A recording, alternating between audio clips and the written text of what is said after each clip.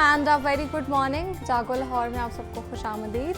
मैं हूं आपकी होस्ट नूरुल सहर। उम्मीद करती हूं आप सब ठीक होंगे, खैरियत से होंगे और आपने आज के दिन का आगाज़ बहुत ही प्यारी मुस्कुराहट के साथ किया होगा।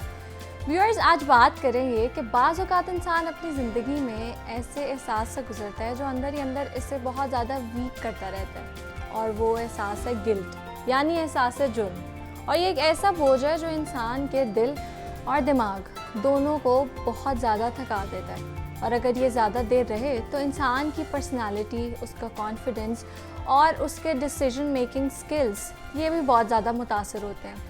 कभी कभी हम माजी की किसी गलती को बार बार सोचते रहते हैं और यही सोच हमें हमारे प्रेजेंट में जीने नहीं देती। लेकिन रियलिटी ये है कि हर इंसान गलतियाँ करता है, तो असल ताकत ये है कि उन गलतियों से इंसान सीखे, इंसान अपनी गलती को पहचान कर आगे बढ़ जाए। और इससे निकलने के लिए ये भी ज़रूरी है कि इंसान खुद को माफ़ करना सीखे, क्योंकि जब तक हम अपने आप को माफ़ नहीं करेंगे हमारे दिल का जो बोझ है वो हल्का नहीं होगा।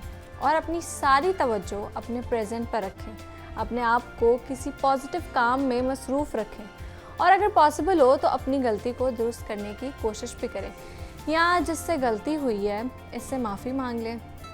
इससे दिल को बहुत सुकून भी मिलता है और जो आपके अंदर एक बोझ का एहसास है वो भी कम हो जाता है। और नेगेटिव थिंकिंग को ज़्यादा देर अपने अंदर ना रहने दें, क्योंकि जितना ज़्यादा हम खुद को उसमें उलझाते हैं इतना ही ये एहसास हमें कमज़ोर करता जाता है। हर इंसान गलती करता है, लेकिन स्ट्रॉन्ग इंसान वही होता है जो अपनी गलती से सीख कर आगे बढ़ जाए और अपने आप को एक बेहतर इंसान बना ले। तो इसी खूबसूरत सोच के साथ हम आज के शो का आगाज़ करते हैं। अब आगे बढ़ेंगे और बात करेंगे आज के यूनिसेफ की एक रीसेंट रिपोर्ट के मुताबिक पाकिस्तान में हर साल 8,60,000 बच्चे प्रीमेच्योर पैदा होते हैं, और प्रीमेच्योर बच्चों की अमवात के लिहाज से पाकिस्तान दुनिया भर में दूसरे नंबर पे है। और मुख्तलिफ मेडिकल रिसर्चेस के मुताबिक पाकिस्तान में हर 6 से 7 बच्चों में से एक बच्चा वक्त से पहले पैदा हो रहा है। तो आज हम जानेंगे कि प्रीमेच्योर बच्चों के पैदा होने की वजूहात क्या हैं और इनको किन प्रॉब्लम्स को फेस करना पड़ता है। और ये सब जानने के लिए मेरे साथ मौजूद हैं डॉक्टर खुज़ैमा बुखारी, जो कि चाइल्ड स्पेशलिस्ट हैं। अस्सलाम वालेकुम डॉक्टर साहब, कैसे हैं आप? जी वालेकुम सलाम, मैं ठीक ठाक, आप अल्लाह का शुक्र। अच्छा डॉक्टर खुज़ैमा, सबसे पहले बताएं कि जो कॉमन रीज़न्स हैं वो कौन सी होती हैं प्रीमेच्योर बर्थ की? बिस्मिल्लाहिर्रहमानिर्रहीम। देखिए, सबसे पहले एक चीज़ समझनी चाहिए कि प्रीमेच्योर कहते किसे हैं। प्रीमेच्योर वो बच्चे हैं जो कि वक्त से पहले पैदा होते हैं। जो प्रॉपर टाइम है वो गायनेकोलॉजिस्ट के पास जब एक प्रेग्नेंट औरत जाती है तो वो उसको देती है कि जी ये आपका टाइम है जिसको EDD कहते हैं, एक्सपेक्टेड डेट ऑफ डिलीवरी। वो 40 वीक्स की होती है। लेकिन कोई भी बच्चा जो 37 हफ्ते जो प्रेगनेंसी के उससे पहले पैदा होगा वो प्रीमेच्योर कहलाएगा, और जो 34 वीक से पहले पैदा होगा वो बहुत प्रीमेच्योर कहलाएगा। अब जहाँ तक आपने कॉजेज़ की बात की, देखें उसमें मल्टीपल कॉजेज़ हैं। कुछ कॉजेज़ हैं जो कि माँ से रिलेटेड हैं, कुछ कॉजेज़ हैं जो कि बच्चे से रिलेटेड हैं। कई दफ़ा होता ही है कि बच्चे में कुछ ऐसे प्रॉब्लम्स मौजूद होते हैं जिसकी वजह से प्रीमेच्योर बर्थ हो जाती है, जैसे कि कई कंजेनिटल एनोमलीज़ हैं या जेनेटिक आप कह लें कि प्रॉब्लम्स हैं जो कि बच्चों को इंड्यूस करता है कि वो वक्त से पहले पैदा हो। एक तो ये हो गया। जहाँ तक माँ से रिलेटेड है उसमें पाकिस्तान में अगर देखा जाए तो ज़्यादातर जो कॉजेज़ हैं वो ये हैं कि बहुत सारी ख़वातीन एंटीनेटल केयर, यानी कि वो केयर जो कि प्रेगनेंसी के दौरान को लेनी चाहिए वो लेती ही नहीं है। उनका प्रॉपर फॉलोअप नहीं होता गायनेकोलॉजिस्ट के साथ, वो उसको फॉलो नहीं करती हैं। बहुत सारी चीज़ें जो टेस्ट, अल्ट्रासाउंड और चीज़ें हैं वो मिस हो जाती हैं। तो चीज़ें जो कि कंट्रोल की जा सकती हैं वो ओवरलुक होती हैं, और उस ओवरलुक यानी कि उनका नज़रअंदाज होने की वजह से प्रीमेच्योर डिलीवरीज में इजाफा हो रहा है। और क्या कहते हैं, कुछ आप कह लें कि माओं के प्रॉब्लम्स हो सकते हैं, जैसे कि ब्लड प्रेशर हो गया, इवन शुगर भी हो गई, और भी कई वजूहात हैं। यस, स्ट्रेस भी बिल्कुल कॉज कर सकती है, क्योंकि अगर स्ट्रेसफुल एनवायरनमेंट हो, हम ऐसे केसेस देखते हैं कि अगर बहुत माँ स्ट्रेस ले या एनवायरनमेंट बहुत ज़्यादा स्ट्रेसफुल हो तो वो भी प्रीमेच्योर बर्थ की तरफ बिल्कुल ले सकती है। कई दफ़ा स्ट्रेसफुल एनवायरनमेंट हो गया, एक्सेसिव फिजिकल एक्टिविटी हो गई, जैसे कि आप वर्किंग वुमेन को देखते हैं, जो प्रेग्नेंट लेडीज जो कि वर्किंग वुमेन है वो उनमें भी प्रीमेच्योर डिलीवरी ज़्यादा है। और फिर एक और चीज़ है जिसको जेनेटिक्स कह लें, ख़ानदानी तौर पे कह लें, कि अक्सर देखा ये गया कि अगर एक माँ का एक बच्चा जो है वो हुआ प्रीमेच्योर, तो बाकी बच्चों में भी आगे देखा गया कि वो बार बार जब प्रेग्नेंट हुई आगे तो भी वो प्रीमेच्योरिटी के साथ ही बच्चे प्रेजेंट के। ठीक है। अच्छा ये बताएं कि जो प्रीमेच्योर बेबीज़ हैं कौन सी ऐसी सेहत के मसाइल हैं जो वो लोग फेस करते हैं, क्योंकि ये तो हम देखते हैं कि जब वो पैदा होते हैं वो बहुत ज़्यादा वीक होते हैं और उनको बहुत ज़्यादा एक्स्ट्रा केयर की ज़रूरत होती है। देखिए उसकी एक लंबी लिस्ट है। एक मुख्तसर सा जुमला जो कि अक्सर हम कहते हैं, कभी कोई बुजुर्ग आए तो उसे कहते हैं जी बुढ़ापा खुद ही एक बीमारी है। इसी तरह प्री मेच्योरिटी खुद ही एक आप कह लें कि एक डिजीज़ है और ये हेड टू टो इफेक्ट करती है बच्चे को। अगर आप उसके सर से लेके पाँव तक जाएं, हर ऑर्गन जो कि प्री मेच्योर होता है। देखिए अल्लाह ताला का एक सिस्टम है, एक बच्चा है जिसने एक प्रॉपर टाइम पे डिलीवर होना है और आना है, अगर वो उससे पहले आ जाएगा तो वो टाइम जो उसने माँ के पेट के अंदर गुजारना है और जो एक प्रोटेक्शन होती है उसके पास वो लूज़ कर जाता है। इसीलिए इन बच्चों को एक ख़ास इन्वायरमेंट में रखा जाता है, जैसे इंक्यूबेटर हो गया, उसका एक ख़ास टेम्परेचर होता है, उसको ख़ास मेंटेन किया जाता है। ये वो बच्चे होते हैं जिनमें सबसे जो बड़ा मसला हमें आ रहा होता है वो इम्यूनिटी का भी आ रहा होता है। इम्यूनिटी यानी कि एंटीबॉडीज़ जो जाती हैं, यानी कि मुदाफ़ियाती निज़ाम, ये अक्सर लेटर पार्ट ऑफ प्रेगनेंसी में ट्रांसफ़र होता है माँ से बच्चे में। अगर देखिए 9वें 10वें हफ्ते में एंटीबॉडीज़ ट्रेवल होना स्टार्ट हो जाती हैं, लेकिन जो उसका मेजर चंक है और जो मेजर एंटीबॉडी ट्रेवल है वो होती है 34 वीक के बाद। तो जो बच्चे आपके इनसे पहले पैदा होते हैं तो वो उससे महरूम रह जाते हैं। महरूम रह जाने की वजह से होता ये है कि वो फिर बहुत सारी बीमारियों का शिकार हो सकते हैं, यानी कि जिसका मुदाफ़ियाती निज़ाम अच्छा नहीं है वो ज़ाहिर बात है उसको इन्फेक्शन होने के चांसेस एक आम बच्चे से बहुत बढ़ जाते हैं।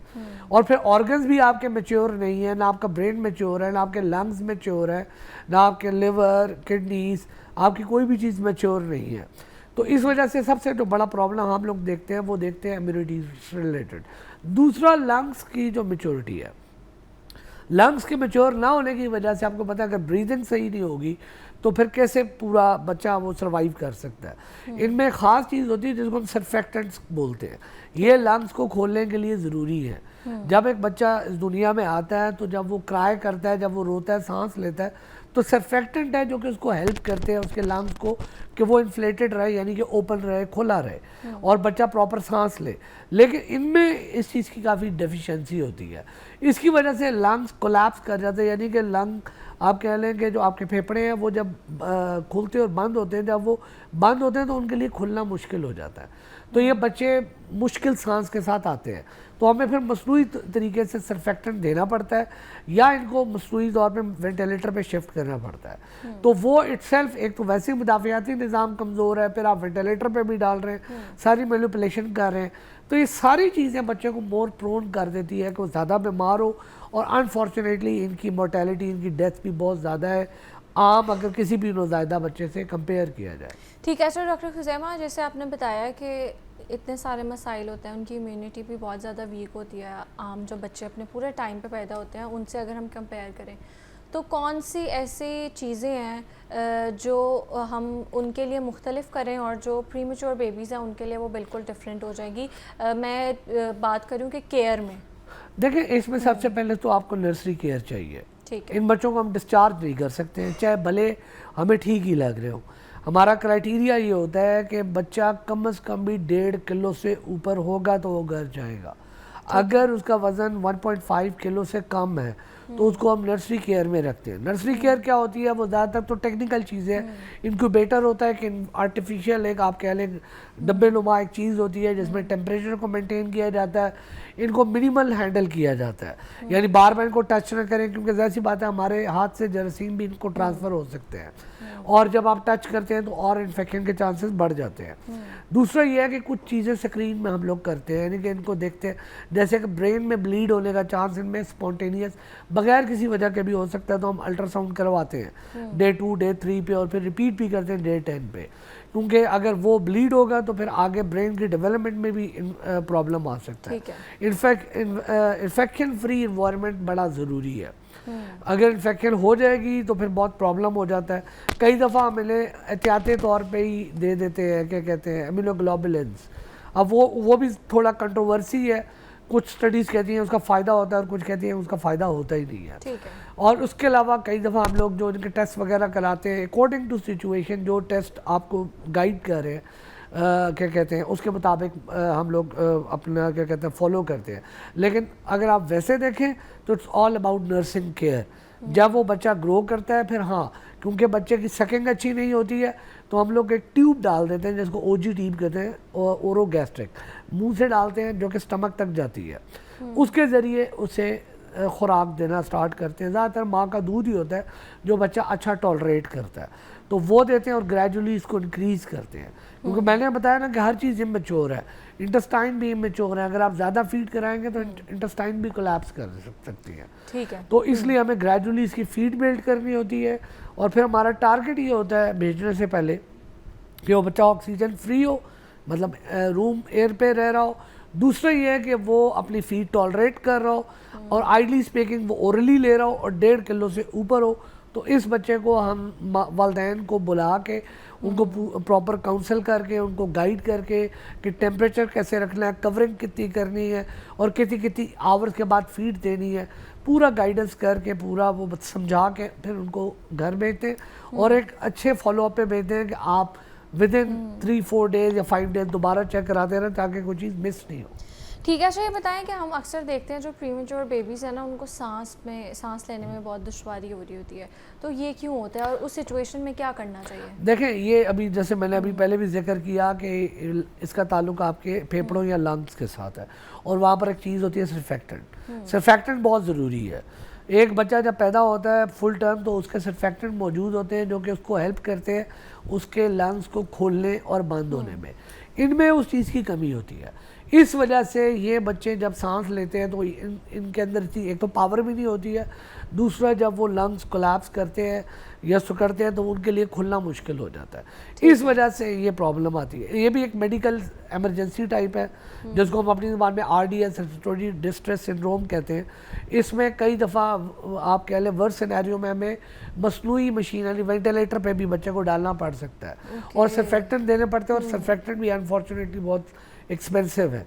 35-40 हज़ार रुपए का आपको पता है कि एक सर्फेक्टेंट है और ये एक आम बंदा तो अफोर्ड भी नहीं कर सकता है, लेकिन ये लाइफ सेविंग है तो ये हम लोग यूज़ करते हैं और यही वजह है इसके सांस के प्रॉब्लम। ठीक है। तो आज हम बात कर रहे थे प्रीमेच्योर बेबीज़ के हवाले से और कौन कौन सी हमें कैसे कैसे उनकी केयर करनी चाहिए इस पर भी बात की है और इस पर बात करने के लिए मेरे साथ मौजूद थे child specialist doctor Khuzaima Bukhari. Thank you so much for your time. एक ब्रेक के बाद दोबारा मिलते हैं।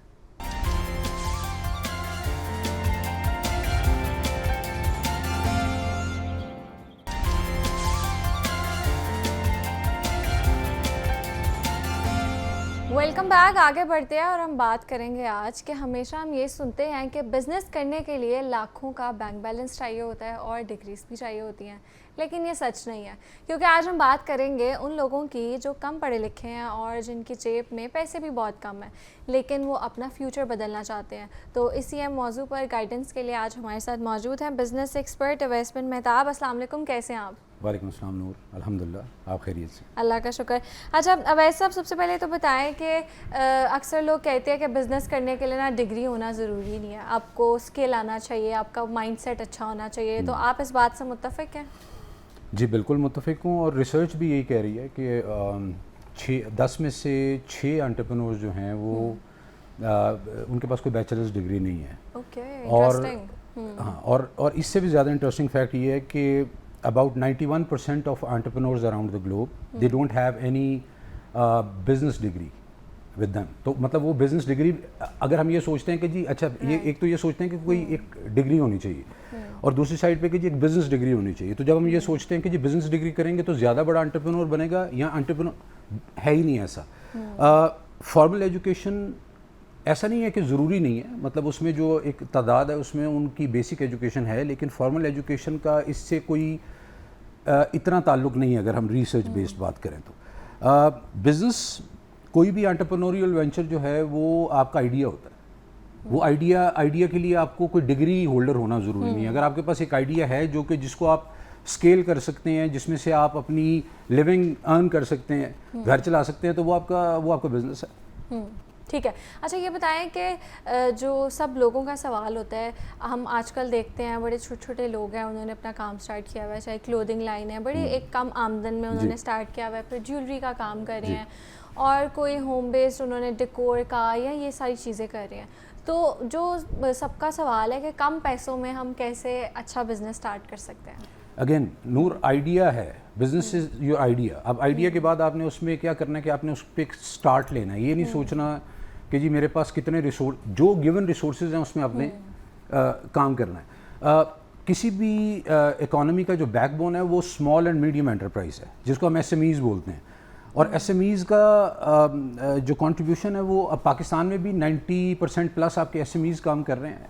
वो कौन है? वो जो कि माइक्रो बिजनेस से शुरू किया, जिन्होंने, जो कि माइक्रो से बढ़ते बढ़ते एक स्मॉल लेवल पे और एक मीडियम लेवल पे आए। और उसमें बहुत हम विमेन एंटरप्रेन्योर्स के साथ हमारे प्रोजेक्ट कुछ हम कर रहे हैं काम। WRCA के नाम से एक प्रोजेक्ट है, विमेन चैम्बर उसको देख रहा है। इसके अलावा और भी बहुत सारे प्रोजेक्ट हैं जिसमें वो NIC है, जैसे नेशनल इंक्यूबेशन सेंटर, और भी ऐसे हैं इदारे जो कि इंक्यूबेशन पे काम कर रहे हैं। अगर आपके पास आइडिया है और वो वायबल है और वो स्केलेबल है, तो उसके लिए आपको रिसोर्सेज मिल जाते हैं। और अगर हम ये देखें कि बहुत सारे लोग हैं जिनकी रीच में ऐसी रिसोर्सेज नहीं है कि जहाँ पे जाके वो अपनी फंडिंग पे या इन चीज़ों पे काम कर सकें, तो वो अपने गिवन रिसोर्सेज में और अपने सर्कल में वो स्मॉल बिजनेस आपका बैकबोन है, आपकी रीढ़ की हड्डी है किसी भी इकोनॉमी की। तो स्मॉल एंड मीडियम एंटरप्राइजेज जब डेवलप कर रहे हैं, तो एक छोटा सा बिजनेस जो कि एक आइडिया की शक्ल में एक घर से शुरू हुआ, हमारी बहुत सारी ऐसी, क्योंकि हम विमेन एंटरप्रेन्योर्स के साथ बड़ा एक रेगुलर पिछले 15 कोहॉर्ट्स हमारे हैं, और 400-500 विमेन एंटरप्रेन्योर्स में से भी रिसेंटली ऐसी हैं कि जिन्होंने एक चंद हज़ार रुपये से शुरू किया और अब वो मिलियंस की सेल कर रहे हैं। और उनमें से चंद 10 मिलियन प्लस पे भी चले गए हैं तो पर मंथ। तो लोग, ख़वातीन बड़ी पैशनेट है, जो यंग लॉट है वो बड़ी पैशनेट है। आप देखिए जेन जी की जब हम बात करते हैं तो they don't want to do jobs, they want to be an entrepreneur. और वो एंटरप्रेन्योरशिप का कॉन्सेप्ट क्या है कि वो अपनी आज़ादी चाहते हैं कि मैं किसी जगह पे मतलब ब्लॉक ना हो जाऊँ, मेरी एनर्जी ब्लॉक ना कर दी जाए, मैं उसको अपने तरीके से करूँ। बड़े सक्सेस स्टोरीज निकल रहे हैं। So yes, there are a lot of opportunities, लेकिन आपने उसको एक्सप्लोर करना है। जो आपने देखना है कि रेलेवेंट इदारा कौन सा है, वो कौन सी ऐसी सर्विसेज हैं, गवर्नमेंट भी उसमें सपोर्ट कर रही है, तो वो सारी चीज़ें देखें और उसमें आप अपने प्रोडक्ट को लेके आगे चलें। राइट, ऐसे ही है। अच्छा अवैस साहब, जब आपने बिज़नेस स्टार्ट करना है तो आपने बहुत सी चीज़ें देखनी होती हैं, आपने अपनी टारगेट ऑडियंस भी देखनी होती है, जगह कौन सी आपकी, हर चीज़ आपने देखनी होती है। तो जब आपने बिज़नेस स्टार्ट करना है, जैसे मैं आज सोच रही हूँ मैंने बिज़नेस स्टार्ट करना है, हम क्लोथिंग का ले लेते हैं, ज्वेलरी का ले लेते हैं, तो पहला स्टेप क्या होना चाहिए, और जो फर्स्ट 30 डेज़ हैं उनमें क्या क्या चीज़ें हैं, डूज और डोंट्स क्या हैं? बहुत अच्छा क्वेश्चन है। सबसे पहले तो आपने अपनी रिसर्च कर ली ना, मतलब ये 30 डेज से पहले की बात कर रहा हूँ कि आप रिसर्च कर रहे हैं कि मुझे क्या करना चाहिए। और मैं जब ये बिज़नेस की बात होती है ना, तो मैं अपने यंग लॉट को ख़ास तौर पे ये कहता हूँ कि ये नहीं सोचना कि इसने बर्गर शॉप शुरू की तो मेरी भी चल जाएगी, इसने ये ज्वेलरी ब्रांड शुरू किया मेरा भी चल जाएगा। आपने ये देखना है कि वो कौन सा काम है जो कि आपके रिसोर्सेज और आपकी एनर्जी के साथ रेजोनेट करता है। जो चीज़ आपके काम वो नहीं होता जो आपको थकाता है, काम वो होता है जो आपको एनर्जाइज करता है।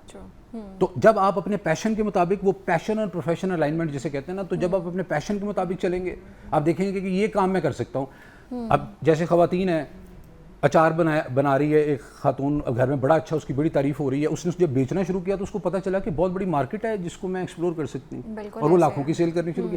एक कोई भी, मतलब ऐसी आप एग्जांपल ले सकते हैं, किसी ने कोई ज्वेलरी का काम शुरू किया, किसी ने कोई पॉटरी, कोई हैंडमेड कोई चीज़ का काम शुरू किया, किसी ने सर्विसेज बेचनी शुरू की। आपकी डिजिटल मीडिया और ये सारी सर्विसेज ये चल रही हैं, उन्होंने वो शुरू किया। तो इसके लिए जो है ना, ये बड़ी इंपॉर्टेंट चीज़ है कि आप अपनी एनर्जी के मुताबिक आपने अलाइन करना है। और ज़रूरी नहीं है कि एक बंदा कामयाब हो गया एक बिज़नेस में और वो एक लाइन में जी बड़ी ग्रोथ चल रही है, ऐसा नहीं होता। जब आप एनर्जाइज्ड होते हैं काम के हवाले से कि मैंने जी आज 15 घंटे काम किया और मैंने अपने बिज़नेस के लिए किया है, मैं कॉर्पोरेट सेक्टर में भी रहा, तो मैं जब अपने बीइंग एन एंटरप्रेन्योर, जब मैंने 2012 से ऑनवर्ड्स अपना जर्नी स्टार्ट किया, तो मुझे एक तसल्ली रही कि मैं रोज़ रात को इस तसल्ली के साथ सोता था कि मैंने अपनी कंपनी के लिए काम किया है, मैंने अपने लिए काम किया। राइट। सो ये एक बहुत बड़ा एडवांटेज है बिजनेस में। ठीक है, आपको मुश्किलात आपको फेस करनी पड़ती हैं, हमारे यहाँ पे फाइनेंशियल मैटर्स होते हैं, हमारे पास यहाँ पे लीगल मैटर्स होते हैं। तो आप कह रही हैं कि पहले 30 दिन में क्या करना चाहिए, मैं उसको ज़रा थोड़ा सा ब्रीफ आपसे कर देता हूँ। वो क्या है कि आप सबसे पहले अपना नाम बिज़नेस का, बहुत सारे ऐसे बिजनेसेस चल रहे हैं कई कई साल से चल रहे हैं लेकिन उनके पास कोई एक ख़ास आइडेंटिटी उन्होंने नहीं उसको उसके अंडर वन नेम नहीं लेके आए। अपना नाम सोचें। आजकल आपके पास चैट जीपीटी भी है, आजकल आपके पास सारे वो रिसोर्सेज अवेलेबल हैं। आप वहाँ से एक अच्छा सा लोगो तैयार करें, कैनवा वगैरह और इस तरह के जो टूल्स हैं, लोगो तैयार करें, उसका एक अच्छा सा टैगलाइन बनाएं, उसका मिशन विजन वैल्यूज़ लिखें, उसको अपना विजन बनाएं कि मैंने क्या करना है, फिर अपनी टारगेट मार्केट को डिफाइन करें। आप देखें कि आपका प्रोडक्ट जो है उसमें क्या, कौन से चैनल्स पे आप उसको दे सकते हैं, आप कितने प्रॉफिट्स रीप कर सकते हैं, आप उसकी कैलकुलेशन करें, बिजनेस मॉडल बनाएं। तो ये पहले 30 दिन के काम है जिसमें आपने अपनी इनिशियल टारगेट मार्केट को अपने टारगेट कर देना है और हेस्ट नहीं करना। ये नहीं करना कि जी मेरे पहले 30 दिन, पहले 6 महीने में मैं जनाब मेरे नहीं हुआ तो मैं, आपकी हमेशा कंसिस्टेंसी पे करती है। आपको कई दफ़ा आपको नहीं क्लाइंट मिलता, आपको रिसोर्स नहीं आ रहे होते, आप परेशान होते हैं, लेकिन आपने वो कंसिस्टेंट रहना है। आपने अपने, और सबसे इंपॉर्टेंट चीज़ नूर, आपका क्राफ्ट बड़ा शानदार होना चाहिए। क्या वैसा भी कॉलर है, फिर इसको कंटिन्यू करते हैं। अस्सलाम वालेकुम। जी अस्सलाम वालेकुम। वालेकुम अस्सलाम जी, सवाल कीजिए। अच्छा मैडम, ये पूछना है कि मैंने ग्रेजुएशन किया था 2017 में, तो तब मैंने काफ़ी जॉब्स के लिए अप्लाई किया लेकिन जॉब नहीं लगी। अब ये है कि मैंने मास्टर भी कर लिया लेकिन स्टिल वेटिंग में है। तो हल्की फुल्की जॉब कर रहे हैं, मार्केटिंग भी की है, कुछ मैंने एजुकेशन डिपार्टमेंट में की है, मतलब कोई स्टिल जो है ना स्टेबल नहीं हो सकी। तो इसके लिए थोड़ी काइंडली रहनुमाई फरमा दें, क्या बेहतर है। क्या सब्जेक्ट्स पढ़े हैं आपने? मैंने एमए पॉलिटिकल साइंस किया था और ग्रेजुएशन में मैंने बीकॉम किया था। ठीक है, ओके। तो आप करना क्या चाहते हैं? सर मैं ये चाह रहा हूँ कि मतलब कोई जॉब लग जाए ताकि बंदे को पता हो कि आफ्टर 1 मंथ मेरे पास इतनी सैलरी आनी है। कोई इतने तो पैसे नहीं कि बंदा रिस्क बिजनेस तभी कर सकता जब रिस्क बना ले। नहीं, वो पूछ रहे हैं आप करना क्या चाहते हैं, आपका इंटरेस्ट किस जॉब चीज़ तो में? ब्रदर नहीं, मैं जॉब की बात नहीं कर रहा। मुझे ऐसा लगा कि ये एंटरप्रेन्योरियल उसकी तरफ आने, क्योंकि हम तो एंटरप्रेन्योरशिप पे बात कर रहे हैं ना। जॉब तो वो रॉबर्ट वो रिच डैड पुअर डैड, एक किताब रॉबर्ट कियोसाकी, वो कहते हैं कि having a job is a temporary solution of a permanent problem. So ज़िंदगी गुजारनी परमानेंट प्रॉब्लम है। लक़द ख़लक़नल इंसान फ़ी कबद, अल्लाह ने मशक्क़त में पैदा किया है, मशक्क़त गुजारनी है, ज़िंदगी गुजारनी है। उसके लिए आपको रिसोर्सेज चाहिए। उसके लिए अगर आप जॉब की तरफ अपनी जा रहे हैं तो ये बुरा नहीं है, जॉब करनी चाहिए, लेकिन that is a temporary solution of a permanent problem. तो अगर आपको जॉब नहीं मिल रही तो आई वुड सजेस्ट कि आप ये सोचें, जब तक आपको कोई अपॉर्चुनिटी नहीं मिलती, अपॉर्चुनिटीज़ आपने खुद एक्सप्लोर करनी है, नहीं मिलती तब तक आप ये देखें कि मैं क्या कर सकता हूँ, मेरे पास जो एनर्जी डेली मिल रही है, अल्लाह ताला मुझे एक एनर्जी दे रहा है, मैं उसको कैसे यूटिलाइज करूँ। मैं उसको इंस्टाग्राम रील्स देखता रहूं और वेट करता रहूं कि मुझे कोई एक ऑर्गेनाइजेशन, उनको याद आएगा कि जी मुझे एक बड़ी अच्छी जॉब ऑफर करेगी, या मैं उस टाइम को यूटिलाइज करूं। हो सकता है कि आपको जॉब करने की जरूरत ही ना पड़े, आप एंटरप्रेन्योरियल, अल्लाह ताला आपको कोई वहां से दे दे। तो मेरा ख्याल है कि बैठ के वेट नहीं करना चाहिए, काम करना चाहिए, देखना चाहिए कि मेरे पास आज का दिन है, मैं इसको कैसे प्रोडक्टिव कर सकता हूँ, मैं इसमें क्या कर सकता हूँ। बाकी अल्लाह ताला आपके लिए बेहतरी करे। रिस्क के जो वक्त मुकर्रर है उसी पे मिलता है, कोशिश करते रहे। और मुझे लगता है आपका माइंडसेट बहुत इंपॉर्टेंट होता है। अक्सर लोगों का माइंडसेट बहुत विक्टिम और लूज़र माइंडसेट होता है और उनके पास अच्छी डिग्री भी होती है लेकिन फिर भी वो कुछ नहीं कर पाते, बिकॉज मुझे लगता है कि वो एक जैसे होता है ना, कुछ लोग होते हैं अपने ट्रॉमा से नहीं निकल रहे होते, 10 साल पहले कोई चीज़ होगी या बस उसी को सर पे सवार करके बैठ जाते हैं, वो आगे बढ़ना नहीं चाहते। अक्सर लोग हम देखते हैं उनके पास बिल्कुल थोड़े से रिसोर्सेज होते हैं उन लोगों के मुकाबले में, लेकिन वो कहाँ से कहाँ पहुँच जाते हैं। तो I guess mindset is very important. Mindset, और फिर आपको ये एहसास होना चाहिए कि अल्लाह ताला ने मुझे बड़े लिमिटेड टाइम के लिए इस दुनिया पे भेजा है और मैंने उसको ज़ाया नहीं करना।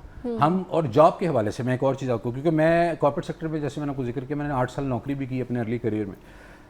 मुझे ये लगता था कि I am wasting my time at times. मुझे ऐसे लगता था कि मैं अपना वक्त जो है ना, मेरा वक्त उतना अच्छा यूटिलाइज़ नहीं हो रहा जितना कि मुझे करना चाहिए। मेरी जो कैपेसिटी है वो अंडर यूटिलाइज्ड है और मुझे अपना कुछ करना चाहिए, मुझे अपना कुछ करना चाहिए। जॉब तो ठीक है, और जॉब के बाद फिर क्या होता है कि ज़्यादातर लोग जब जॉब हो गई तो वो कहते हैं लो जी आप आसानी हो गई है, महीने बाद इतनी सैलरी मिलनी है, घर के खर्चे भी हो गए, गाड़ी का खर्चा भी निकल आया, सब आसान हो गया, आराम से बस।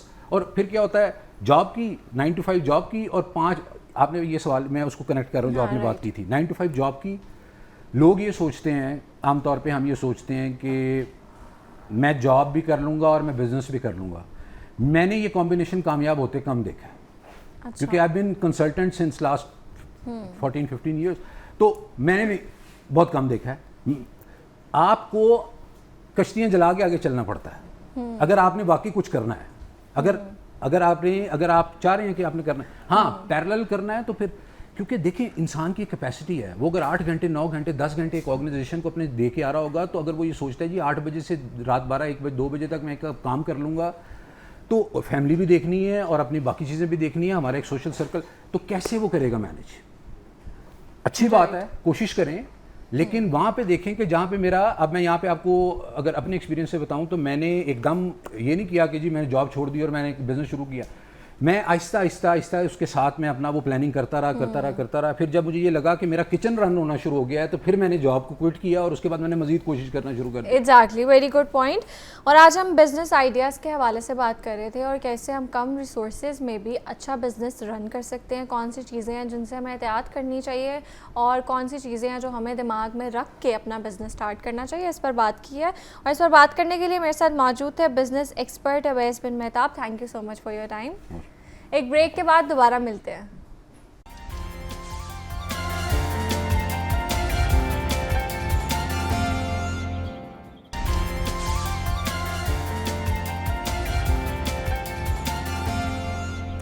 आगे बढ़ते हैं और बात करेंगे कि पंजाब का माली साल 2026 और 2027 का बजट पेश हो चुका है।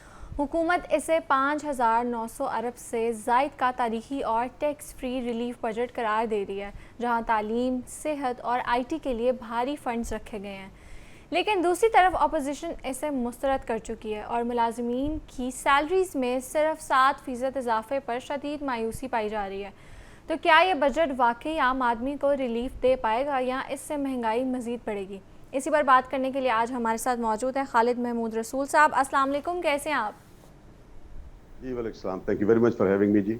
You welcome. खालिद साहब, सबसे पहले तो बताएं कि हुकूमत कह रही है कि ये पीपल फ्रेंडली बजट है, कोई टैक्स नहीं ज़ायद लगाया गया, तो आपको लगता है कि ये जो बजट पेश किया गया है इससे सच में आवाम को कोई रिलीफ मिलेगा?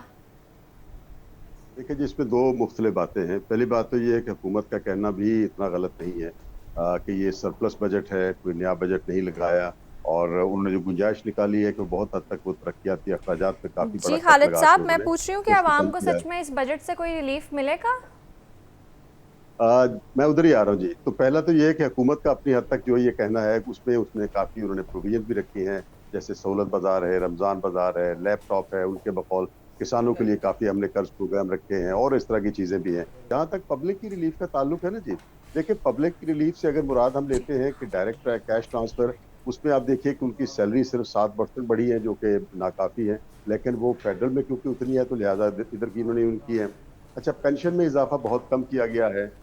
अच्छा, इसके अलावा अगर आप देखें तो जो बाकी इकदाम हैं वो हुकूमत के वही हैं जो सोशल प्रोटेक्शन के प्रोजेक्ट्स हैं, उन्होंने अपने तौर पे किया है। लेकिन आम आदमी को असल रिलीफ कहाँ से मिलता है? असल देखें, आम आदमी को ज़्यादा ताल्लुक जो है वो तालीम से है, सेहत से है, अमन व अमान से है, day to day transportation and communication से है, महंगाई से है। अनफॉर्चुनेटली हुकूमत जो है वो तमाम तर ये बजटरी एलोकेशन के बावजूद जो सेहत के हालात हैं, हॉस्पिटल्स में दवाइयों की प्रोविजन है एंड ऑल दैट, उसमें हमें शिकायत बहुत ज़्यादा सुनने को मिल रही हैं। सो बजटरी एलोकेशन अपनी जगह, लेकिन गवर्नेंस को बड़ा स्ट्रेटजिकली इम्प्रूव करने की ज़रूरत है। दूसरा ये कि तालीम में भी यही हालत है कि हुकूमत ने सैकड़ों स्कूल जो है वो आउटसोर्स किए हैं, और हुकूमत की तमाम तर कोशिश के बावजूद भी पंजाब में 90 लाख से बच्चे अभी भी ज़्यादा स्कूलों से बाहर हैं। अच्छा, हायर एजुकेशन का उससे भी मतलब कम बजट है और उनको माली मुश्किलात का शिकार हैं, और उनको अब ये नई तजवीज़ एक दी जा रही है कि उनके पास जो एक इंडाउमेंट के तौर पे अच्छे एसेट्स पड़े हुए हैं उसको पब्लिक प्राइवेट पार्टनरशिप में डिस्पोज ऑफ कर दिया जाए। तो लिहाजा वहाँ भी मसला गवर्नेंस का है।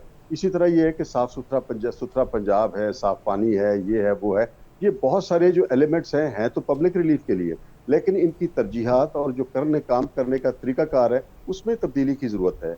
क्या वो ये है कि आपने बल्दियाती इदारों के लिए 800 अरब या समथिंग लाइक दैट रखी है, जो कि बड़ी ह्यूज अमाउंट है। अब ये कि पंजाब का 12 करोड़ का सूबा है, जो कि यूरोप का भी कोई भी मुल्क इतना बड़ा नहीं है, टर्की की आबादी 9 करोड़ से कम है, ईरान की 8 साढ़े 8 करोड़ है, इसमें ज़रूरत है कि बल्दियाती इदारों के इलेक्शन कराए जाएँ, बल्दियाती मकामी हुकूमतें आएँ, तमाम फैसले लाहौर में बैठने की बजाय आप एक जुडिशियस तरीके से वसाइल को बल्दियाती इदारों तक भी पहुँचाएँ, मकामी इदारों तक पहुँचाएँ, सो दैट कि वो अपनी तरजीहात के मुताबिक उसको बेहतर तरीके से इस्तेमाल कर सकें, तो इससे मेरा ख़्याल है आम आदमी को ज़्यादा बेहतर रिलीफ मिलेगा। ठीक है। अच्छा खालिद साहब, एक फ़ैसला तो हम लाहौर में कर रहे हैं, एक इस्लामाबाद में भी हुआ है कि जो हमारा तरक्याती बजट है उसमें भी कट लगे, तो इसको आप कैसे देखते हैं? देखिए जी, हमारे जो तरक्याती बजट हैं उसमें ज़रा चीज़ समझने की ये है कि हमारे ज़्यादातर जो तरक्याती बजट ख़ास तौर पे जो इस्लामाबाद के फेडरल के हमारे पीएसडीपी के होते हैं, उसमें से काफ़ी ज़्यादा, तमाम नहीं, काफ़ी ज़्यादा प्रोजेक्ट जो होते हैं ना, वो एमएनए की सवाबदीद के ऊपर, उनकी मोटिवेशन के ऊपर जो होते हैं, और उसमें फिर करप्शन के एलिमेंट और ये कहानियाँ भी हमें काफ़ी जो है ना वो सुनने को मिलती हैं। तो लिहाजा जो मतलब पीएसडीपी में कट है, जो एलोकेशन है, उसमें ज़्यादा ज़रूरत ये है कि उसकी तरजीहात दुरुस्त होनी चाहिए, और दूसरी बात ये है कि ऐसे प्रोजेक्ट जिनकी कि इकोनॉमिक प्रोडक्टिविटी में फौरी गेन नहीं है, उस पे फोकस नहीं होना चाहिए। फोकस उन प्रोजेक्ट पे होना चाहिए जो आपकी इंडस्ट्रियलाइजेशन को प्रमोट कर रही हो, एग्रीकल्चर प्रोडक्शन को इंक्रीज कर रही हो, आपकी प्रोडक्टिविटी और एक्सपोर्ट्स को इंक्रीज कर रही हो। अनफॉर्चुनेटली फेडरल में भी और प्रोविंसेस में ये रुझान नहीं है, बल्कि प्रोजेक्ट्स की डिजाइनिंग इस तरह की जाती है कि जिससे उनके एक पॉलिटिकल शो ऑफ जो है ना वो ज्यादा हो सके, दिखाए ज्यादा जा सके, और उसमें फिर ये है कि करप्शन की दास्तानें और कहानियां भी सुनने को मिलती है, अल्लाह जाने वो कितनी दुरुस्त हैं। तो लिहाजा तरजीहात को दुरुस्त करने की जरूरत है। एब्सोल्यूट नंबर मैटर जरूर करता है, लेकिन अगर कम भी है और अगर अच्छे तरीके से, ऐसे तरीके से, ट्रांसपेरेंट तरीके से, एहतसाब के साथ खर्च किया जाए, तो उसकी इकोनॉमिक प्रोडक्टिविटी उतनी ही हो सकती है।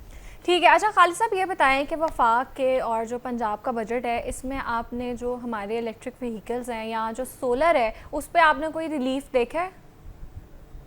उसमें देखिए, पंजाब की हद तक उन्होंने जो अपना टैक्स है उसको थोड़ा सा इंक्रीज किया है। फेडरल लेवल के ऊपर जितना उसको इनकरेज करना चाहिए था इलेक्ट्रिक व्हीकल को, वो कदरे कम है, किया है थोड़ा सा उन्होंने मेंटेन किया है, क्योंकि पहले जरा खबरें ये थी कि शायद उस पर कोई रिलीफ ना दे, रिवर्स कर दें, लेकिन थोड़ा सा उन्होंने कम से कम ट्रस्ट को मेंटेन रखा है। लेकिन ये कि सोलर के सिलसिले में हुकूमत जो है ना वो काफ़ी तजब्जब का शिकार है। अब हुकूमत की सुने तो उन्हें टेक्निकलिटीज़ और बाकी मामलात की दिक्कत का शिकार है, लेकिन आम पब्लिक का ये कहना है कि अगर उनके पास अल्लाह ताला की तरफ से एक नेमत सूरज की सूरत में मौजूद है, तो इतनी मेहनत करके हमने सोलर जो लगाए हैं उस वक्त हुकूमत की पॉलिसी के तहत लगाए हैं, अब उसका मतलब है कि तूहन करन किसी एक जवाज या दूसरी जवाज की वजह से रिवर्सल मुनासिब नहीं है, और ख़ास तौर पे जो नए लोग हैं फिर उनके लाइसेंसेस का भी। तो फ्रेंकली स्पीकिंग जो हमारा एनर्जी की पॉलिसी है वो टोटल इस वक्त फॉसिल फ्यूल के ऊपर बेस्ड है, और जो हमने आईपीपीस की एग्रीमेंट किए हुए उस बेसिस पे है। अदरवाइज देखें, इवन ये है कि अपना सऊदी अरब में, यूएई में, पूरे यूरोप में एनर्जी मिक्स में बड़ी तेज चेंजेस आई हैं। उसमें सोलर का शेयर काफ़ी बढ़ गया है, विंड का बढ़ गया है, अब थर्मल एनर्जी पे लोग बात कर रहे हैं and so on so fourth, लेकिन हम अनफॉर्चुनेटली उसी 30 साल पे अटके हुए हैं। और नेक्स्ट उसमें बात यह है कि हमारा जो फोकस है हाइडल के ऊपर, उस पर कोई इतनी ज़्यादा हाइडवे नहीं हो सकी, यानी पानी से बिजली पैदा करने वाली। हमारे जो डैम्स हैं वो भी अपनी मुद्दत पूरी कर चुके हैं। बड़ी स्टडीज़ हमने पिछले 30 सालों में सुनी कि जी छोटे डैम्स बनाए जाएंगे, बिजली पैदा होगी जगहों पे, बट अनफॉर्चुनेटली हम उसमें कोई हेडवे नहीं कर सके। तो लिहाजा हमने पिछले 30 सालों में एनर्जी सेक्टर में बहरान दर बहरान देखे हैं, लेकिन हल की तरफ अभी तक नहीं जा सके। अब ये लेटेस्ट ये है कि जो लोगों को एक सहूलत मिल रही थी सोलर की शक्ल में, वो भी इस वक्त क्वेश्चन में है। तो लिहाजा इट्स अ सैड अफेयर जी। ठीक है। अच्छा खालिद साहब, ये बताएं कि हुकूमत ने कहा है कि जो बजट है ये टैक्स फ्री है और आवाम दोस्त बजट है, तो ये जो 1200 अरब का एक हदफ उन्होंने सेट किया है, ये कैसे पूरा होगा? देखिए, ये पिछले काफ़ी अरसे से एक अच्छा इक़दाम हो रहा है कि सूबों को ये एक फाइनेंशियल मैनेजमेंट सारों ने बैठ के तय किया है, इनफैक्ट एनएफसी में भी और पार्लियामेंट में भी और सूबाई और फेडरल हुकूमतों में भी, कि आज से को 5-10 साल पहले ये था कि हमारे जो प्रोविंसेस हैं उनकी अपनी इंटरनल। ठीक है। अच्छा खालिद साहब, ये बताएं कि क्विकली आपने ये एक्सप्लेन करना है कि आम आदमी के लिए इसमें कोई रिलीफ है? देखिए, आम आदमी के लिए वही रिलीफ है जो हुकूमत ने पिछले 2-3 साल से अनाउंस करती आ रही है, इनिशिएटिव लाइक लैपटॉप के लिए अच्छी खासी बड़ी अमाउंट रखी गई है। अच्छा, रमज़ान बाज़ार और बाकी जो इस तरह के सहूलत बाज़ार और इस तरह की चीज़ें हैं उसके लिए खासी बड़ी अमाउंट रखी गई है। गवर्नमेंट ये कह रही है कि हमने जी सुथरा पंजाब के लिए काफ़ी इन्वेस्टमेंट कर रहे हैं, वो भी एक आम आदमी के रिलीफ के लिए है। अच्छा, माहौल दोस्त बसें यानी इलेक्ट्रिक व्हीकल्स के लिए काफ़ी बड़ी इन्वेस्टमेंट रखी गई है।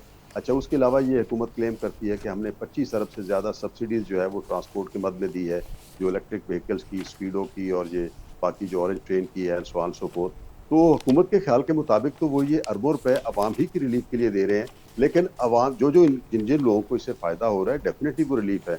लेकिन बात ये है कि ये 12 करोड़ का सूबा है, जब तक महंगाई कम नहीं होगी, जब तक एग्रीकल्चर ग्रोथ नहीं करेगी, इंडस्ट्री ग्रोथ नहीं करेगी, रोज़गार नहीं बढ़ेगा, आम आदमी को रिलीफ उस अंदाज में महसूस नहीं होगा और उसी की ज़रूरत है। ठीक है खालिद साहब, तो आज हम पंजाब के जो बजट पेश किया है उस पर बात कर रहे थे और इसमें आवाम के लिए क्या रिलीफ है इस पर भी हमने बात की है, और बहुत शुक्रिया आपका खालिद साहब। आगे बढ़ते हैं और आज हम बात करेंगे कि यूके ने 16 साल से कम उम्र बच्चों के लिए सोशल मीडिया पर मुकम्मल पाबंदी आयद कर दी है। इससे पहले ऑस्ट्रेलिया दुनिया का वो पहला मुल्क था जिसने ये कानून पास किया था, और इसके अलावा इंडोनेशिया और मलेशिया में भी 16 साल से कम उम्र बच्चों पर पाबंदी लगा दी गई है, जबकि ब्राज़ील ने बच्चों के लिए वालिदैन की निगरानी लाजमी करार दे दी है। दुनिया भर की हुकूमतें अब ये मान रही हैं कि सोशल मीडिया मासूम जहनों को एक्सप्लॉइट कर रहा है।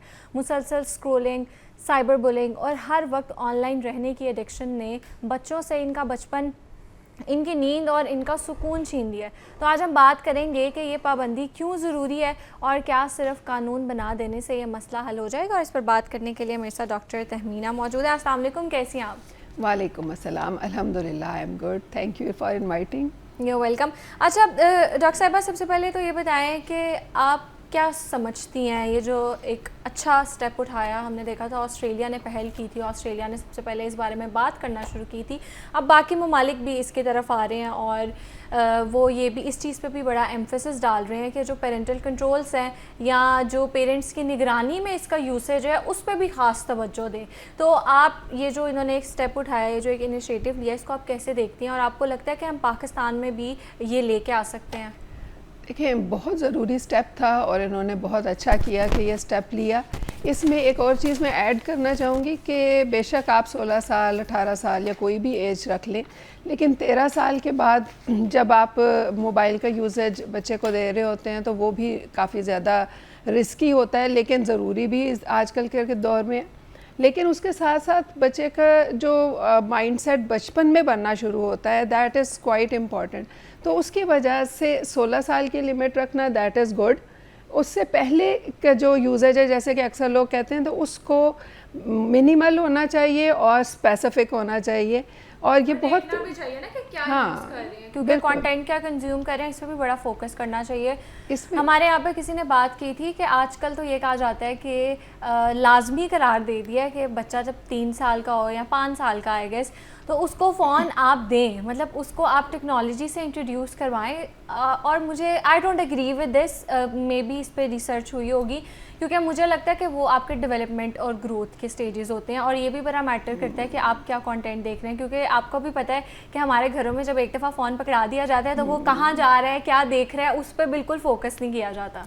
ऐसा ही है। और देखिए ना, बच्चे को अगर 3 साल की उम्र में या छोटी उम्र में मोबाइल देते हैं तो किस लिए देते हैं? अपने आप को रिलीफ देने के लिए देते हैं।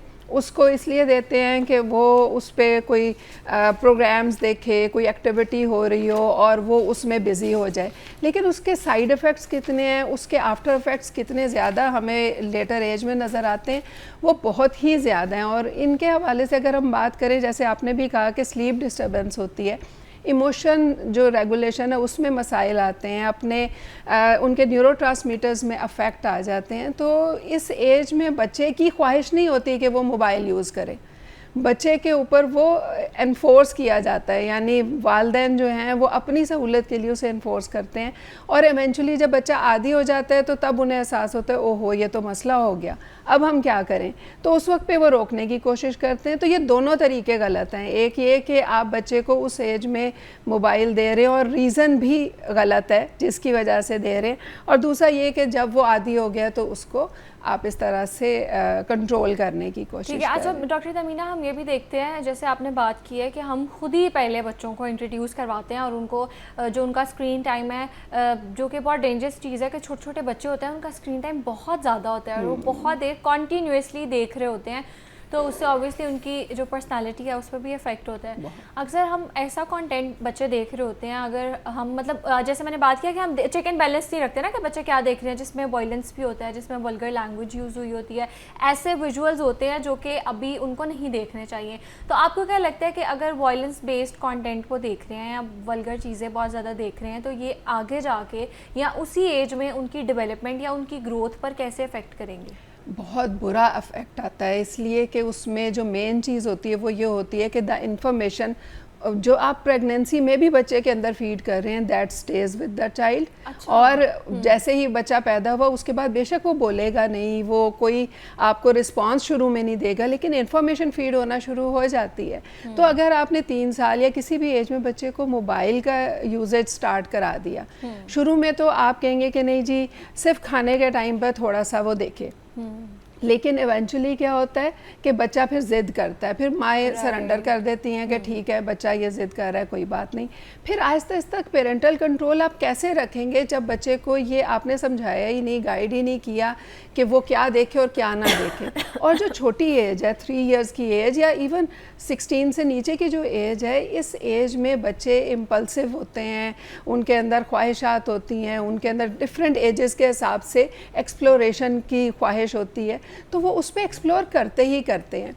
जब एक चीज़ आपने सामने रख दी बच्चे के और उसे पता है कि इसमें बहुत कुछ है, तो वो फिर उसको यूज़ करेगा ही करेगा। तो पेरेंटल कंट्रोल अगर नहीं होगा तो फिर टीन एज में और एडल्टहुड में कंडक्ट डिसऑर्डर्स होते हैं, साइकोलॉजिकल इश्यूज़ होना शुरू हो जाते हैं, और बच्चे की जहनी हालत और रूटीन में भी, सपोज़ एक बड़ा इशू नहीं हुआ, रूटीन में भी उसकी हालत सही नहीं होती, जो कि इस वक्त पे हम देख रहे हैं। हमारे पास जो टीन एज के बच्चे आ रहे हैं या छोटी एज के भी, उनका जहन जो है किसी एक चीज़ पे स्टिक ही नहीं करता। अगर किसी का बच्चा एडिक्ट हो गया सोशल मीडिया का तो कैसे हम इजीली उसको उससे थोड़ा सा पुल अवे कर सकते हैं? देखिए, एडिक्शन के लिए एक जो सबसे पहला असूल ये होता है कि हमने आहिस्ता आहिस्ता ही पुल अवे करना है, जो आपने कहा। दूसरा ये होता है कि बच्चे के साथ सबसे पहले तो कम्युनिकेशन बढ़ाएं, उसके शौक, उसकी पसंद नापसंद, उस पर ज़्यादा फोकस करें, उसके साथ ताल्लुक़ बिल्ड करें, फिर उसके साथ डिस्कस करें कि उसको क्या प्रॉब्लम्स आ रहे हैं इसकी वजह से, उन पर लॉजिकल बात करें। सपोज़ के नींद डिस्टर्ब हो रही है, सारी रात वो एक्सेसिव थिंकिंग करता है, तो उसके साथ रिलेट करके बताएं कि ये जो सारा दिन हम सोशल मीडिया पे अपने डोपामीन को और अपने जो न्यूरोट्रांसमीटर्स हैं उनको हर वक्त इम्बैलेंस की तरफ लेकर जा रहे होते हैं, इसकी वजह से नींद ख़राब हो रही है। तो बच्चा जब उन चीज़ों को समझेगा तो फिर वो उनको छोड़ेगा। फिर उनको छोड़ने के लिए अल्टरनेटिव बड़ा स्ट्रांग होना चाहिए। अगर अल्टरनेटिव ये है कि जी हाँ तुम बैठकर कोई ड्राइंग कर लो, कोई पेंटिंग कर लो, और उसका इंटरेस्ट नहीं है, तो फिर वो कहेगा कि नहीं मुझे सोशल मीडिया से जो मज़ा आता है मैं वो कर लूँ, उससे टाइम भी गुजर जाता है और मज़ा भी मुझे आ जाता है। तो एक्टिविटीज़ भी बहुत अच्छी उसकी पसंद की देनी चाहिए। राइट, ऐसे ही है। तो आज हम बात कर रहे थे सोशल मीडिया यूसेज की और कौन सी राइट एज होती है बच्चों को सोशल मीडिया इंट्रोड्यूस करवाने की, और इस पर बात करने के लिए मेरे साथ क्लिनिकल साइकोलॉजिस्ट मौजूद थी doctor Tahmina Yasir. Thank you so much for your time. Thank you for inviting me. You are welcome. एक ब्रेक के बाद दोबारा मिलते हैं।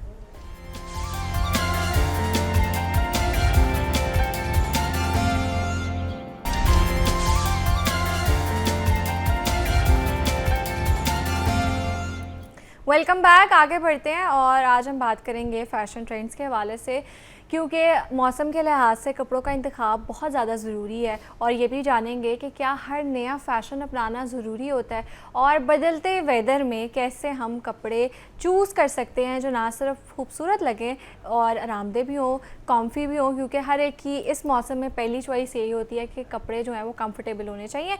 और मेरे साथ मौजूद हैं आज फ़ैशन डिज़ाइनर सहरिश अफजल। अस्सलाम वालेकुम, कैसी हैं आप? इस्लाम में बिल्कुल ठीक, आप कैसी हैं? अल्लाह का शुक्र।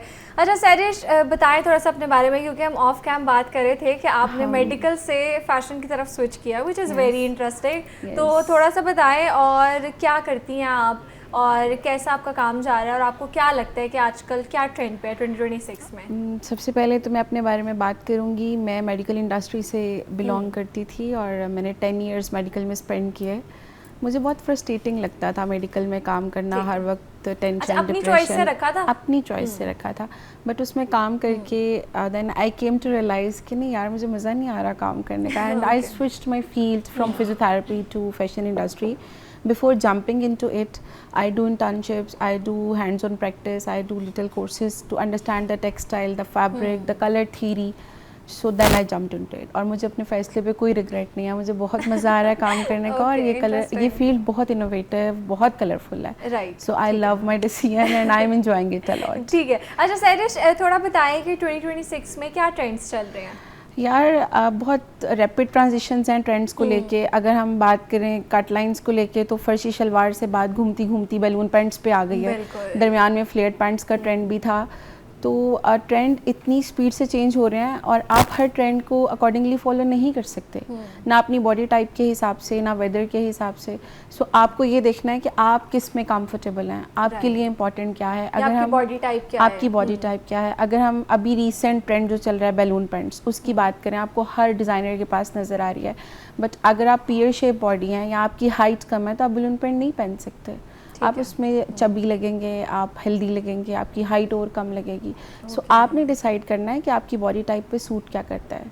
राइट. ठीक है. अच्छा कलर्स का कुछ बताएं, क्योंकि जब ये स्टार्ट हुआ था 2026 तो एक येलो का शेड, लेमन बटर येलो, उसका एकदम से पूरी पैलेट आ गई थी. हर डिज़ाइनर ने वो रखा था. और वेस्टर्न में भी, ईस्टर्न में भी एक मतलब बहुत एकदम से उन्होंने लाइन लॉन्च की थी. तो अभी भी क्या वो ट्रेंड पे है? नहीं, आजकल सेज ग्रीन कलर ट्रेंड पे है, पिस्ताचियो ग्रीन और ग्रीन्स के शेड आजकल ट्रेंड पे जा रहे हैं. और लाइलिक हॉट कलर आया हमारे इस सीज़न का, जो हमने ईद उल अज़हा की कलेक्शन की थी उसमें लाइलिक कलर की बहुत डिमांड थी. पर्पल, लाइलिक और लाइलिक के शेड्स थे. अब अगर हम बटर येलो की बात करें तो कलर थेरी की जो मैंने पहले बात की, आपको अपनी टोन का पता होना चाहिए. अगर आप अंडर टोन हैं तो आपके लिए बटर येलो कलर नहीं है, वो आपको मज़ीद डार्क दिखाएगा. और अगर आप कूल टोन के पर्सन हैं तो आप बटर येलो कैरी कर सकते हैं. सो डिपेंड्स कि आपकी टोन किस रेंज में फॉल कर रही है. ठीक है. अच्छा तो ये बताएं कि आप खुद भी क्योंकि काम करती हैं और आप खुद भी आउटफिट्स डिज़ाइन करती हैं, वो भी अभी हम देखेंगे, लेकिन उससे पहले ये बताएं कैसा फीडबैक आ रहा है और क्या डिमांड है कस्टमर्स की आजकल? यार अगर हम ओवरऑल बात करें तो एज अ नेशन या हम मेजॉरिटी पर्सन्स की बात करें तो we are not quality conscious peoples, we are price conscious peoples. So Pakistan में रहते हुए और जो हमारे इकोनॉमिक क्राइसिस है उनको देखते हुए बहुत मुश्किल है मीट करना कि आपने ट्रेंड्स को भी फॉलो करना है, आपने क्लाइंट्स को अच्छा काम भी देना है, आपने कट लाइन्स भी फॉलो करनी है और आपकी वर्क कैटेगरी ऐसी होनी चाहिए कि हर बंदा अफोर्ड कर ले. तो मेरी जो क्लाइंट ब्रैकेट है वो बहुत अच्छी है. मुझे बहुत अच्छा रिस्पॉन्स मिला और मेरे ऑलमोस्ट सारे क्लाइंट्स रिपीट हैं. वंस कोई मेरे साथ कनेक्ट होता है वो फिर डिस्कनेक्ट नहीं होता. अच्छा, मतलब लॉयल कस्टमर्स हैं. ठीक है, तो फिर मैं चाहूँगी कि आप हमें अपने डिज़ाइंस दिखाएं. या श्योर. तो दिखाएं हमें. और मैं देख रही हूँ कि काफ़ी मज़े के कलर्स भी हैं इसमें. और वो जो हम येलो की बात करें, अगर हम सबसे पहले बात करें ट्रेंड्स की, तो आजकल मिनिमल वर्क चल रहा है. लोग कम काम पहनना पसंद करते हैं बट उनका फोकस कट लाइन पे होता है. तो जहाँ पे फर्शी शलवार ट्रेंड में रही है, जहाँ पे बलून पैंट्स और शॉर्ट शर्ट्स ट्रेंड में है, वहाँ पे लॉन्ग शर्ट्स कभी आउट ऑफ ट्रेंड नहीं गई. सो ये एक हमारा ऐसा आउटफिट है जहाँ पे आपको हाथ का काम मिलेगा और ये आप किसी भी फंक्शन पे कैरी कर सकते हैं. आपने किसी पार्टी पे जाना है, आपने किसी शादी पे जाना है तो आप कैरी कर सकते हैं. इसके साथ साथ अगर हम बात करें शॉर्ट शर्ट की, तो ये शॉर्ट शर्ट है हमारी, इस पर भी सारी हैंड डिटेल्स हैं और ये फ्लेट पैंट के साथ है. सो आपको मेरी कलेक्शन में वैरायटी मिलेगी. आपने मेरे साथ जिस कलर की बात की वो ये कलर है. राइट. और मैं वैसे भी इसी को देख रही थी. हाँ, बटर येलो कलर है और इसके साथ फ्लेयर्ड पैंट्स हैं और बहुत खूबसूरत 3 टोन्स का दुपट्टा है. और आपको ट्रेंड के सारे कलर इसमें मिलते हैं, लाइलिक, पिंक, ग्रीन. तो आप जब इसको स्टाइल करते हैं तो आपको एक कंप्लीट आउटफिट मिलता है. आपको एक लुक में सब कुछ मिल जाता है. ट्रेंड भी मिलता है, कलर्स भी मिलते हैं, कट लाइन भी अच्छी है, फैब्रिक भी कंफर्टेबल है. So it's very easy to carry and handle. Exactly. So ये जो बैक साइड पे हमारा आउटफिट लगा हुआ है, ये जब हमने लॉन्च किया था तो इस पर हमें बहुत मैसिव रिस्पांस मिला था. अच्छा. इसमें हमने 3 कलर्स बनाए, lilac, butter yellow and green, और सब कलर्स बहुत पसंद किए थे. इसके ऊपर टोटल हैंड एम्बेलिशमेंट है और आपने लाइलैक के साथ इसका कॉम्बिनेशन किया हुआ है और वो उठ रहा है. वो बहुत खूबसूरत. इसके दुपट्टे में भी येलो कलर है. तो ये हमारा मोस्ट डिमांडिंग आर्टिकल था. ईद उल फितर की कलेक्शन में से हमारा ये आर्टिकल बहुत पसंद किया गया. Very nice and it's very delicate. बिल्कुल. और एक आउटफिट हमारा सारा खान ने स्टाइल किया था लास्ट ईद उल फितर पे, and this is the outfit. Okay, इस आउटफिट को बहुत प्यार मिला ऑडियंस से, बहुत पसंद किया लोगों ने। सो हम लोग कलर पैलेट को बैलेंस रख के चल रहे हैं। राइट, Cool और आपकी undertone कलर वालों के लिए पैलेट भी- बहुत ही यूनिक और Yes. मज़े की है। जैसे आपने ये दिखाया, इट इज़ वेरी प्रीटी, और उससे पहले भी जो आपने 2-3 दिखाए हैं वो बहुत प्यारे हैं। जैसे अब ये ब्लू है, ये एक बहुत प्यारा शेड है, और ये समर्स में भी अगर हम बहुत स्टाइल करें खूबसूरत तो बड़ा लगता है। कूल लगेगा। जी बिल्कुल। सो जब हम लोग कलर पैलेट डिज़ाइन कर रहे होते हैं, हम लोग वार्म अंडरटोन और कूल अंडरटोन दोनों का ख्याल रखते हैं Okay. कि हर तरह का पर्सन हमारी कलर पैलेट को पसंद करे और कैरी कर सके। ठीक है। अभी रिसेंटली समर्स के लिए हम लोगों ने कॉर्ड सेट्स लॉन्च किए थे। ठीक है, कॉर्ड सेट्स तो मुझे लगता है कि जा ही नहीं रहे ना, मतलब वो एक ट्रेंड चल रहा है हाँ। पिछले साल से, और वो इन है, और उसमें बड़े फ्लोरल भी आ गए हैं, प्लेन भी आ गए हैं। हाँ, अगर आप इसके भी कलर्स को देखें तो ये देखें, there is a combination of Right, colours. very pretty. हर तरह का बंदा इसको कैरी कर सकता है। Simple yet elegant. Yes, so इसका फैब्रिक बहुत खूबसूरत है, प्योर बबल इसके कॉटन पे नीचे है। क्या है? इसके नीचे बैलून पैंट्स हैं, इसके नीचे फ्लेट ट्राउजर है। Okay, interesting. सो ट्रेंड भी है, कलर भी है, और पाकिस्तान का जो टॉपिकल वेदर है उसके लिए ये Right. परफेक्ट Summer है। friendly समर भी है, फ्रेंडली है, बिल्कुल। इजी टू कैरी है। इसका जो फैब्रिक है बहुत ब्रीजी, कंफर्टेबल और प्योर है। बिल्कुल। उसमें किसी किस्म की नायलॉन या उसकी मिक्सिंग नहीं है जो आपकी बॉडी को इरिटेट करे। सर लोग पेप्लम पहनते हैं इसके साथ, तो या शॉर्ट बिल्कुल शर्ट्स, टीज भी पहन रहे हैं इसके साथ, तो क्या चीज़ सबसे बेस्ट इस लगेगी? बैलून पैंट्स के साथ अगर हमने कॉम्बो करना है तो सबसे परफेक्ट शॉर्ट शर्ट रहती है। शॉर्ट शर्ट आपकी उस लुक को एक शेप देती है, क्योंकि बैलून पैंट थोड़ा सा वॉल्यूम देती है आपकी लोअर बॉडी को। Right. अगर आप उसके साथ शॉर्ट शर्ट पहनेंगे तो वो आपकी सिमेट्रिकल शेप आएगी। अगर आप उसके साथ पेप्लम पहनेंगे तो आपकी बॉडी की शेप डिस्टर्ब हो जाएगी। ओके, थोड़े आप चबी भी चबी लगेंगे। आपका जो सेंटर पार्ट है बॉडी का वो थोड़ा सा हैवियर साइड पे चला जाएगा। ठीक है। सो गो विद शॉर्ट शर्ट, या टॉप पहन सकते हैं, कोई भी क्रॉप टॉप पहन सकते हैं आप बैलून पैंट के साथ, मिड लेंथ शर्ट पहन सकते हैं, स्लीवलेस कैरी कर सकते हैं, बैलून पैंट के साथ बैलून स्लीव्स भी कैरी कर सकते अच्छा, हैं। क्रोशे टॉप्स भी आजकल आई हुई हैं, आपने देखी हाँ, होंगी, वो बहुत अच्छी बैलून लगती पैंट्स हैं, के साथ लोग बहुत पहन अच्छी रहे लगती हैं। हैं। अच्छा, ठीक है, ठीक है। अच्छा, साथ ये भी बताएं, जैसे आपने इनका बताया है कि कौन सी चीज़ें इसके साथ अच्छी लग सकती हैं। आपने पहले बात की थी बॉडी टाइप, एक सर्टेन बॉडी टाइप होती है, वो ही सिर्फ इस पे सूट कर सकती है। तो अगर हम ये स्टाइल कर रहे हैं, अगर कोई पेयर शेप्ड है, वो चाहता है कि भैया फैशन है तो मुझे भी पहनना है, तो वो इसको कैसे कैरी करें? अगर कोई पेयर शेप पर्सन है और उसने बैलून पैंट पहननी है, अब पेयर शेप बॉडी में आपका जो बॉटम ऑफ द बॉडी है वो हैवियर होता है as compare to the shoulder Right, width कम ऐसे ही होती है। है। तो वो उसको बैलेंस करने के लिए पफ स्लीव्स पहने, पफ स्लीव्स पहने एंड स्क्वायर नेकलाइन पहने। उससे उसका जो अपर फ्रेम है वो ब्रॉडर नजर आएगा और उसकी बॉडी सिमेट्री में नजर अच्छा, ये आएगी। पफ स्लीव्स की बात हो रही है, आपको लगता है इनका कमबैक हो गया है? क्योंकि ये लॉन्ग में भी हम देख रहे हैं और शॉर्ट में भी, और ये एक्स्ट्रा फेमिनिन लुक आती है इससे, जिसको कहते हैं ना हाइपर फेमिनिन, वो Exactly. लुक आती है इससे। ये बहुत खूबसूरत लगती है। पफ स्लीव्स के साथ साथ हम लोग रिस्ट भी बैलून में दे रहे हैं, और ये आजकल की जो हमारी जनरेशन है जेनजी, वो पहनना बहुत पसंद करती है, इसको स्टाइल करना बहुत पसंद करती है। पफ स्लीव लॉन्ग ड्रेसेस के साथ भी और पफ स्लीव हाफ स्लीव्स भी लोग बहुत शौक से पहनते हैं। ठीक है। अच्छा, और कुछ आप हमें दिखाएंगी अपनी कलेक्शन में से, क्योंकि बहुत ही प्यारे आपके आर्टिकल्स हैं, और ये आप समर्स में भी स्टाइल कर सकते हो, मुझे लगता है विंटर में भी कर सकते हैं। आप हमारा ये weather वाला में आप आउटफिट कर सकते देखें। हैं। ओके, ब्लैक, ये जो Yes. सबका एक वो कहते हैं ना फेवरेट कलर है, यूनिवर्सल कलर अभी है। इसके स्लीव्स पे सारा 3D वर्क है, बाकी ये पूरा आउटफिट प्लेन है। आपको इसके दुपट्टे में बहुत खूबसूरत कलर मिलेंगे। ओके, जो कि बहुत जो एम्ब्रॉयडरी vibrant. भी है उसको एनहांस कर रही है। एग्जैक्टली, बहुत विब्रेंट कलर मिलेंगे, और ये आपके किसी भी इवेंट के लिए परफेक्ट आउटफिट है। मतलब मुझे ऐसा लगता है मेरी कलेक्शन का हर आउटफिट ही बहुत खूबसूरत है। I am very obsessed with हाँ, इट। बिल्कुल। ये बहुत खूबसूरत आउटफिट है। अभी हम ओके, डार्क ग्रीन ने भी कमबैक किया पिछले साल, और बहुत शादियों में भी सारे- लोग स्टाइल कर रहे हैं। बहुत सारे कलर्स ऐसे हैं जिन्होंने वापस आके हमें हमारी कल्चरल वैल्यूज याद करवाई हैं, रिवाइव किया है चीज़ों एग्जैक्टली। को। अगर हम इस आउटफिट की बात करें तो आपके इसके ऊपर पीकॉक बने हुए नजर आएंगे, और जब हमने ये डिज़ाइन किया था इसकी बहुत खूबसूरत एक वाइब थी। ये हमें ट्रेडिशनल वैल्यूज़ के साथ कनेक्ट कर रहा था जब ये बना, जैसे महाराजा के टाइम पे जो Royal. लोग रॉयल सी लुक थी, जब जो लोग ड्रेसेस कैरी करते थे ना, ये वैसी वाइब दे रहा था, और इस पे भी मुझे बहुत प्यार मिला। I used to do exhibitions in Lahore in different areas, और ऑनलाइन से ज़्यादा जब लोग फिजिकली फैब्रिक को पकड़ते हैं, फील करते हैं, बहुत अच्छा रिस्पॉन्स। ठीक है। अच्छा, ये बताएं इनकी प्राइसेस क्या है, और किस रेंज में जो आपके कपड़े हैं वो है, एक प्राइस रेंज बता आप दें। मुझे बताएं, आजकल जो लॉन के साथ सलूक हो रहा है मार्केट में, हमें एक अच्छा ब्रांडेड लॉन का ड्रेस कितने में मिलता है? स्टिच्ड में चले जाएं तो 10,000 से ऊपर ही या 10K के अंदर भी अक्सर मिल जाता है। नहीं, I am asking about embroidered lawn collection, luxury lawn अच्छा, कलेक्शन। वो तो जाती है 15, 20, 25 और आगे लाखों तक जाती है। वो तो लाखों तक जितना गुड़ जाती है। डालो उतना मीठा है। एग्जैक्टली जिस रेंज में मार्केट में लॉन बिक रही है, एम्ब्रॉयडर्ड लॉन, उस रेंज में हम लोग फॉर्मल बेच रहे हैं। अच्छा, और हमारे ड्रेसेस मतलब बजट फ्रेंडली है। बजट फ्रेंडली है। सबसे अच्छी बात यह है कि हमारा फैब्रिक प्योर है। उससे भी अच्छी बात यह हमारी स्टिचिंग बहुत प्रीमियम है। आप ड्रेस को पकड़ेंगे, आपको पता चलेगा इसकी स्टिचिंग की छोटी छोटी डिटेल्स आपको नजर आएंगी, माइक्रो डिटेल्स पे काम किया हुआ है। फिर इस पे जो काम हुआ हुआ है, हम लोग कंप्यूटराइज्ड एम्ब्रॉयडरीज की तरफ नहीं गए। हम लोग सारा हैंड क्राफ्टेड काम कर रहे हैं। तो जब आप ड्रेस स्टाइल करते हैं तो आपको पता चलता है कि आपने कोई डिज़ाइनर आउटफिट कैरी किया है जो बजट फ्रेंडली भी है। इसमें से कोई आउटफिट ऐसा नहीं है जो आपको 30K से ज़्यादा कॉस्ट करे।